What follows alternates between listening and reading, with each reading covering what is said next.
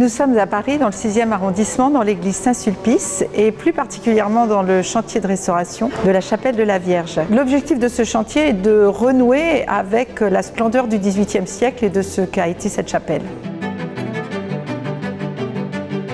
Ce chantier est colossal eu égard aux dimensions de la chapelle qui fait quasiment 30 mètres de haut et rien que la surface de peinture occupe 373 mètres carrés. Le budget global de cette restauration est de 2,3 millions.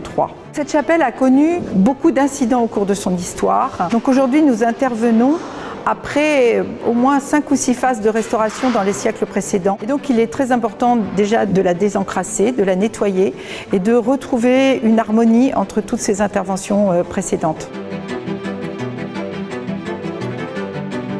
Ma mission ici est de restaurer la chapelle de la Vierge avec une équipe de 15 personnes. Cette fresque de la chapelle de la Vierge qu'on est en train de restaurer a été peinte en 1720 par François Lemoine, qui était peintre du roi Louis XV. C'est une coupole à fresque en partie supérieure. En dessous, c'est une coupole faite de bois et de toile. Et notre but est de rendre son intégrité à la peinture et d'améliorer l'aspect et surtout de conserver les peintures avant qu'elles ne se dégradent trop.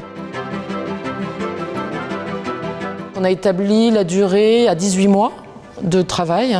Différentes étapes de restauration sont d'abord le décrassage, puis en même temps, conjointement, le refixage des peintures pour éviter que les écailles tombent. Et ensuite, une fois qu'on a décrassé toute cette superficie, c'est là où on voit les repeints, combien de couches il y a, et c'est là où on doit travailler en coordination avec la conservation pour savoir qu'est-ce qu'on garde comme repeint ou qu'est-ce qu'on doit enlever.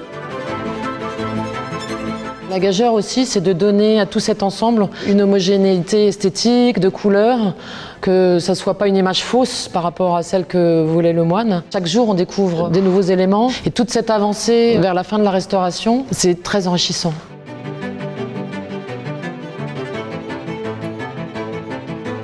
On est une équipe de 8 restaurateurs de sculpture et de 6 restaurateurs de sculpture en métal. On traite l'ensemble de la chapelle, du sol au plafond. Tous les marbres en dessous ont des parties sculptées, dorées. L'autel, les balustres, les estrades de l'autel, la clôture de l'autel, enfin tout. C'est un très gros chantier. On a chiffré à environ 700 jours de travail pour les parties sculptées, pour les marbres, bois, dorure, métal.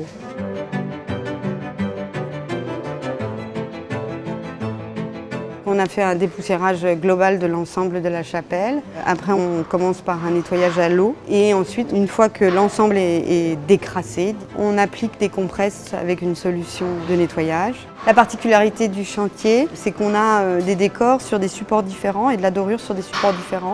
On passe d'un or très triste, très terne, très sale, à un or flamboyant. C'est magnifique de retrouver toute la force de la dorure. Ça va être un changement radical. Ça, c'est enthousiasmant.